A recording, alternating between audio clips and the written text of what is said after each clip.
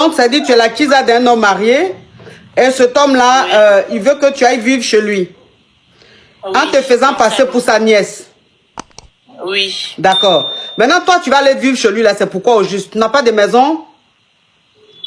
Non, je vais parler de mes études. D'accord, donc les études que tu dois faire, c'est dans son pays que tu dois faire ces études-là?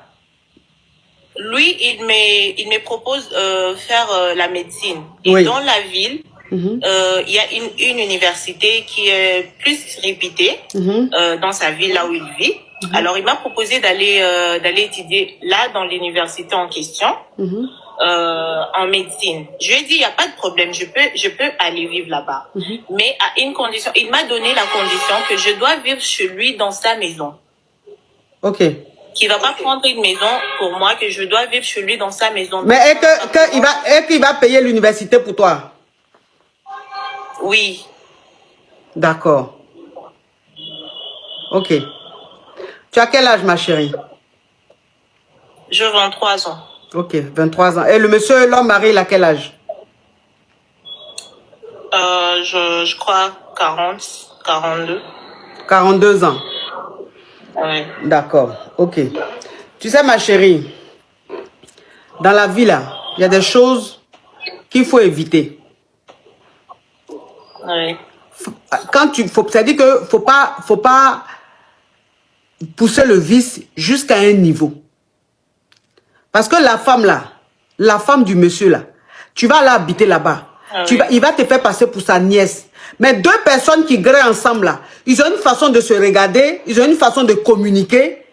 Quand tu es un adulte, ça se voit. C'est-à-dire que tu vas te faire passer pour sa nièce, comment. Elle va finir par savoir que tu n'es pas sa nièce. Deux personnes qui graissent ensemble ne se comportent pas comme un tonton, attends ma chérie, ne se comportent pas comme un oncle et sa nièce.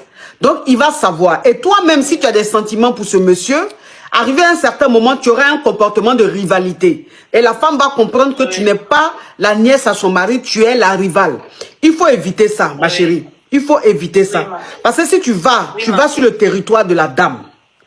Et la dame, si elle sait, elle apprend que tu sors avec son mari, que tu es la kisa de son mari, la réaction qu'elle va avoir, on appelle ça de la légitime défense. Oui. La réaction qu'elle va avoir. Ça sera de la légitime défense. Donc, quel que soit ce qu'elle va te faire, dans la loi, on appelle la légitime défense parce que tu es allé sur son territoire. Ça veut dire que tu sors avec son mari et tu es allé vivre chez elle. Donc, ça veut dire que son mari et toi, vous l'avez manipulé. Vous êtes foutu d'elle. Donc, elle sera peut-être condamnée, mais la condamnation ne sera pas sévère. Parce que c'est vous qui l'avez provoqué. Il faut éviter ça, ma chérie. Il faut éviter ça. Toi-même, là, tu as 22 ans, 23 ans. Demain, quand tu seras dans ton foyer et que la kisa de ton mari va venir habiter là, elle va se faire passer pour la nièce de ton mari. Quand tu vas apprendre ça, je ne sais pas comment tu vas réagir. Parce que l'ange, en nous, là, il y a le démon et puis il y a l'ange. Il y a des gens qui développent le côté ange. C'est pour ça qu'ils ont un bon comportement. Et il y en a qui développent le côté démon. C'est pour ça qu'ils sont méchants, ils sont mauvais.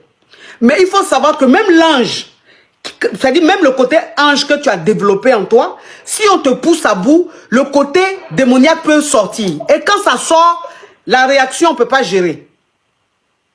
Oui. Voilà. Tu comprends un peu, ma chérie? Oui, ma coach, je comprends. Voilà. Donc, il faut éviter ça. Il faut éviter ça. Si le monsieur veut que tu ailles dans sa ville pour aller à l'université, qu'il te prenne une chambre d'étudiante. S'il ne peut pas te prendre une chambre d'étudiante, s'il ne peut pas te trouver un logement, ça ne sert à rien que tu ailles là-bas. Parce que la condition qu'il te propose, c'est une condition vicieuse. C'est une condition perverse. C'est un monsieur qui est vicieux, c'est un monsieur qui est pervers. C'est un monsieur, en fait, le fait de savoir que sa kisa vit sur son toit et que de temps en temps, il te graisse dans les toilettes ou bien rapidement dans les couloirs ou rapidement quand sa femme n'est pas là, c'est un vice. Et ça va lui faire plaisir. Ce côté interdit où on se cache, mais on peut nous attraper là. C'est ça qui est en lui. Et donc c'est pour ça qu'il veut que tu habites chez lui. Oui, ma coach. Toi, tu vas pas être son cobaye. Toi, tu as toute une vie devant toi. Tu n'as que 22, 23 ans. Il ne faut pas rentrer dans la perversité d'un homme marié.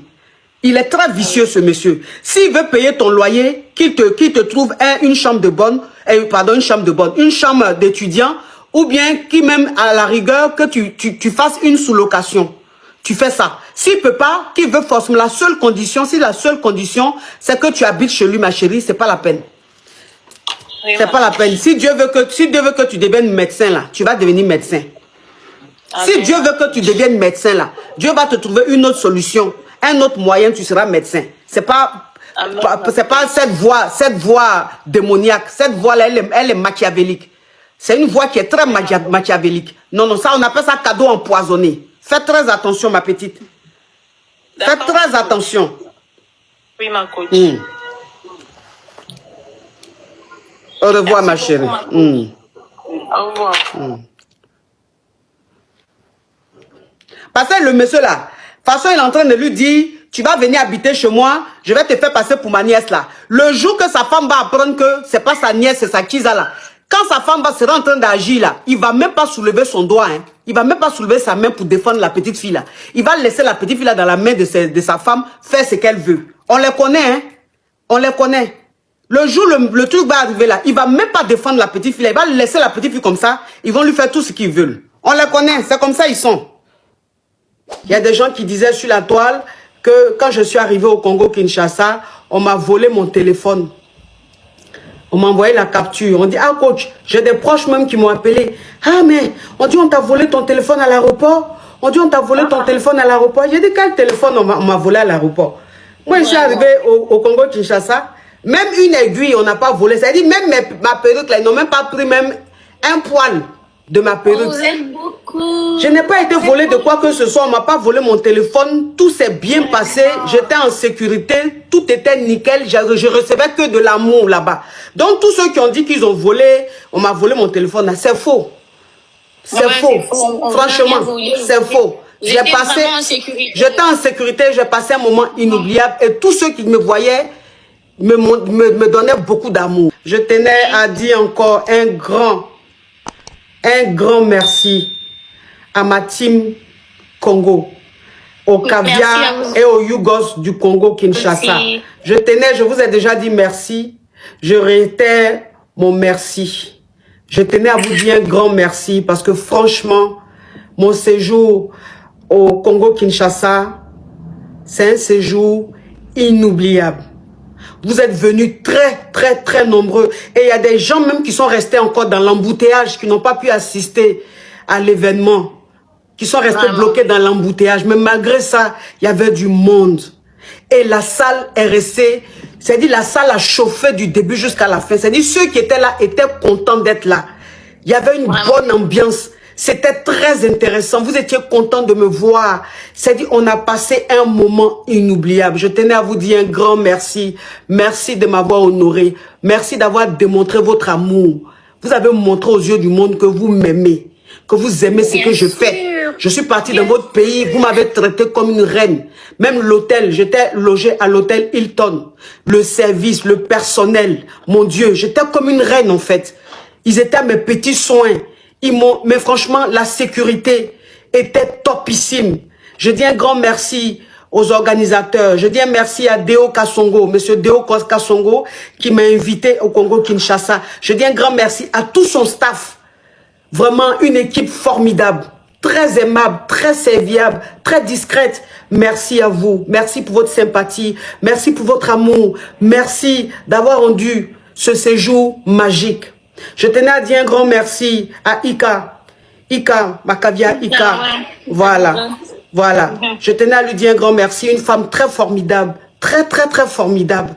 Merci aussi pour ce moment. Je tenais à dire un grand merci à celui qui s'est occupé de ma sécurité. Un monsieur formidable. Un monsieur qui veillait à tout pour que je sois en sécurité. Vraiment, je tenais aussi à lui dire un grand merci.